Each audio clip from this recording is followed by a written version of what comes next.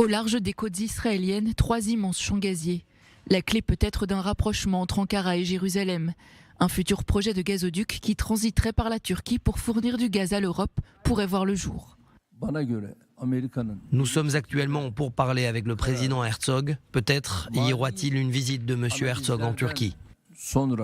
La prédiction se concrétise ce mercredi 9 mars. C'est la première fois en 14 ans qu'un officiel israélien foule le sol turc. Et en marge des grandes rencontres, les canaux diplomatiques ont fonctionné à plein régime.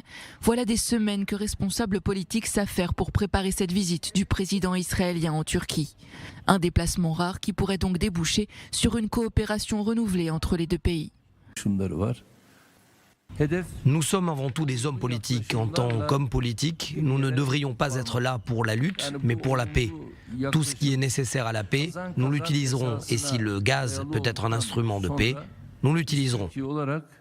Premier pays musulman à avoir reconnu Israël en 1949. Jusqu'à l'arrivée d'Erdogan au pouvoir, les relations entre les deux États connaissent des hauts et des bas, mais demeurent plutôt stables. Cette visite d'Isaac Herzog, une ouverture diplomatique d'envergure, alors qu'Ankara et Jérusalem attendent toujours leurs ambassadeurs respectifs. Et pour cause, les relations entre Israël et la Turquie sont particulièrement troublées depuis l'incident du Mavi Marmara. En 2010, un navire turc qui tentait de briser le blocus de Gaza est pris d'assaut par les forces de Tsahal.